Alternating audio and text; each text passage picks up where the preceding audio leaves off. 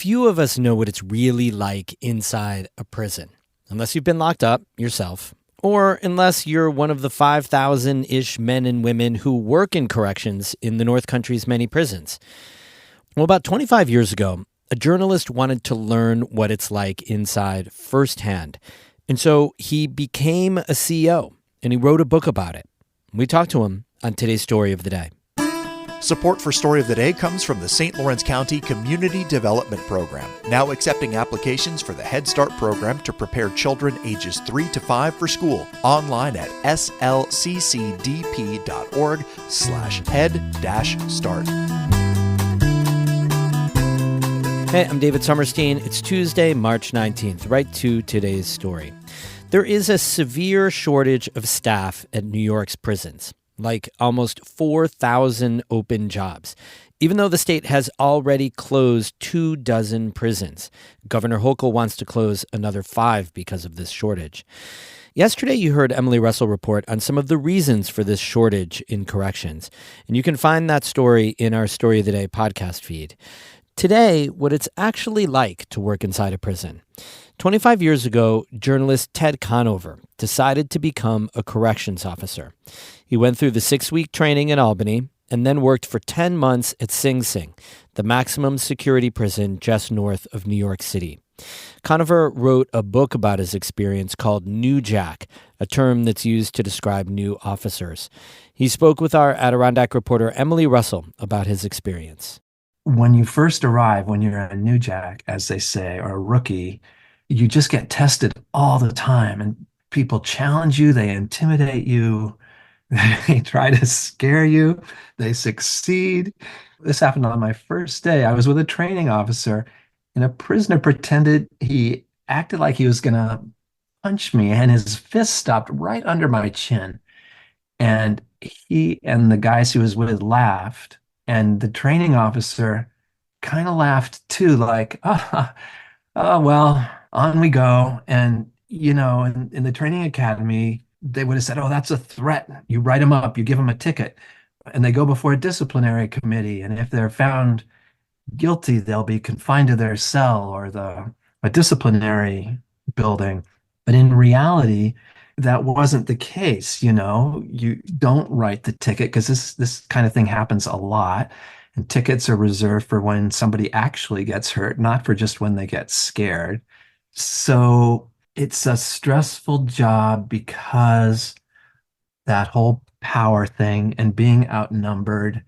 And I guess also just because it's a negative kind of environment, right? It's a place of punishment where an officer's job is mainly to say no all day. And I think it's that need to assert yourself carefully that is really stressful. Were you ever injured? Yeah, I lost my temper one day. There's a vivid description of this in New Jack.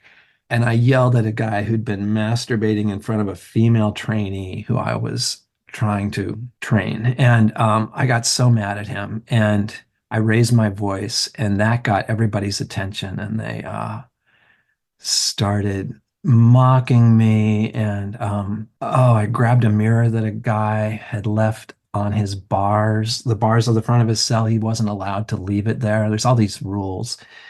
They can hold the mirror out, but they can't leave it on the bars. Unfortunately, I grabbed it while walking in a way that meant I'd have to walk back by his cell to get back to my headquarters. And when I did, he reached out and slugged me on the back of the side of the head. And it didn't hurt that much. Oh, he spit on me too. And you have to report this kind of thing when it happens, which is humiliating because it sort of shows you've lost control, even if they do it to you.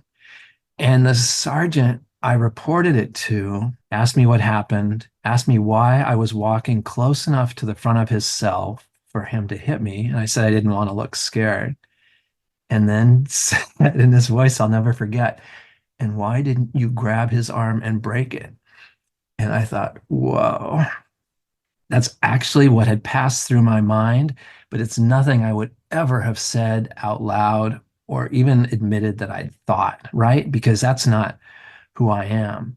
But this guy had been a hostage during a prison uprising right after he got to Sing Sing. He'd been there a long time. And that's this kind of darkness that, yeah, you see can grow in people who spend so many hours a day in that kind of environment.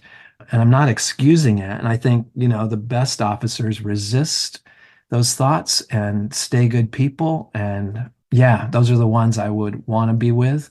But there's the other side too. How did that impact your time outside of the prison? When you'd go home to your family, how did the work inside the prison impact your home life? So, not in a good way. At the academy, they told us, don't take it home, leave it at the gate. Don't treat your family like inmates.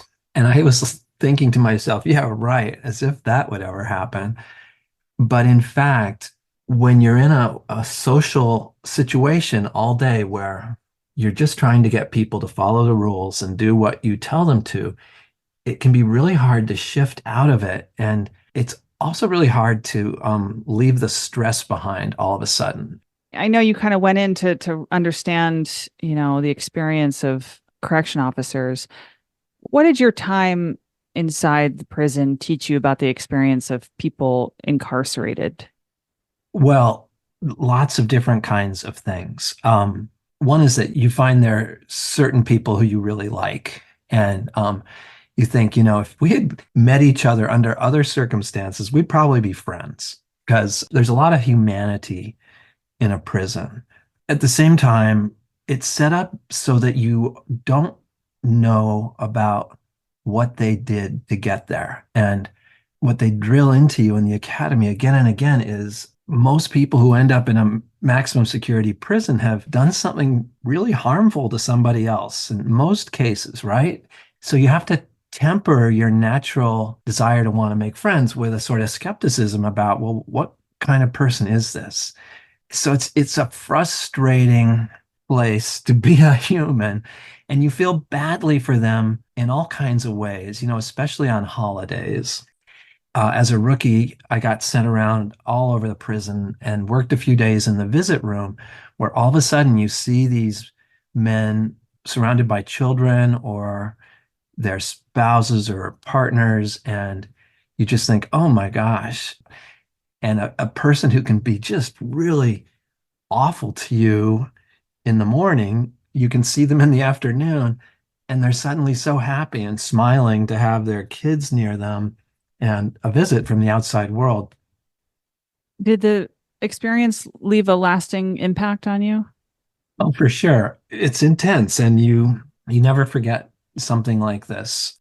I was giving a talk at a college afterward, and the college psychologist came up to me and said he thought I had PTSD from the experience, and I kind of laughed, because that seemed to me something a veteran gets. Somebody who's seen actual war, but he said, no, no, you can get it from all kinds of trauma. And, the stories you tell are pretty traumatic. And like you say, you're still having dreams now of prison, even though it's been months since you left. And in some of these dreams, I'm a prisoner. I've been unfairly locked up. Nobody's listening to me about that. I don't really have the dreams much anymore, but it's totally changed the way I think about corrections and the people in it, and also about prisoners. Yeah, you get close like that, and it's not just a topic I'm gonna research this month and then I'm gonna move on. It's part of my life now. That was journalist Ted Conover speaking with Emily Russell. You can hear a longer version of their interview on our website, ncpr.org. Tomorrow, we have a different perspective, a different side, what it's like to visit a loved one in prison. It can be complicated, expensive, and sometimes visits are canceled at the last minute. One mother's experience, tomorrow on Story of the Day. We have more news all the time on our website, ncpr.org. Music today by Eddie Lawrence of Moira. I'm David Summerstein, North Country Public Radio.